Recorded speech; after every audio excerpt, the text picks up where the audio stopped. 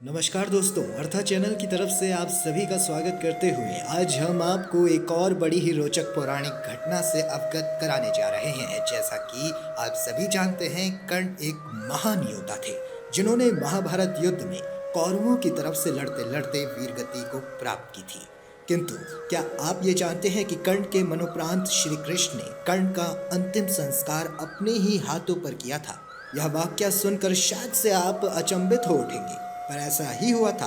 और ऐसा क्यों और कैसे हुआ था, ये जानने के लिए महाभारत से जुड़ी एक पौराणिक घटना आज हम आपको बताने जा रहे हैं। तो कृपया ध्यान पूर्वक सुनिएगा। महाभारत युद्ध में वीर गति को प्राप्त होने के पश्चात जब कर्ण मृत्युशैया पर थे, तब श्री कृष्ण उनके पास उनके दानवीर होने की परीक्षा लेने के लिए आए। और कृष्ण ने कर्ण से कहा, हे दानवीर कर्ण, सुना है तुमसे जो कुछ भी मांग ले, तुम हर किसी की मांग पूरी करते हो। तो ऐसे दानवीर से मैं भी कुछ पाने की आस रखता हूँ। क्या अपने माधव को कुछ दान नहीं करोगे?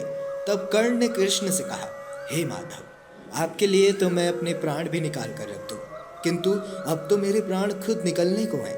ऐसे में अब तो मेरे पास आपको देने के लिए कुछ भी शेष नहीं रहा जो मैं आपके चरणों में अर्पण कर सकूं। तब कृष्ण ने कहा, दानवीर कर्ण के पास कुछ देने को शेष ना हो, ऐसा हो ही नहीं सकता।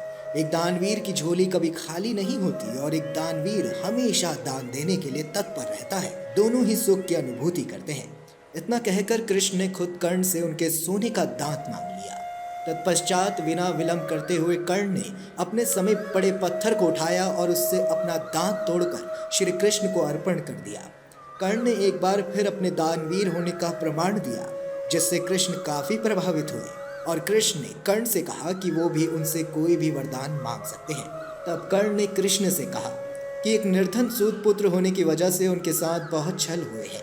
अगली बार जब कृष्ण धरती पर आए तो वो पिछड़े वर्ग के लोगों के जीवन को सुधारने के लिए प्रयत्न करें। इसके साथ कर्ण ने 2 और वरदान मांगे। दूसरे वरदान के रूप में कर्ण ने यह मांगा कि अगले जन्म में कृष्ण उन्हीं के राज्य में जन्म लें, और तीसरे वरदान में उन्होंने कृष्ण से कहा कि उनका अंतिम संस्कार ऐसे स्थान पर होना चाहिए जहां अब तक कोई पाप ना हुआ हो।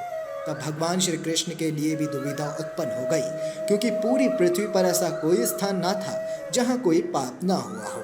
इस कारण कृष्ण ने अपना विशाल 10 अवतार रूप धारण कर दानवीर कर्ण का अंतिम संस्कार अपने ही हाथों पर किया।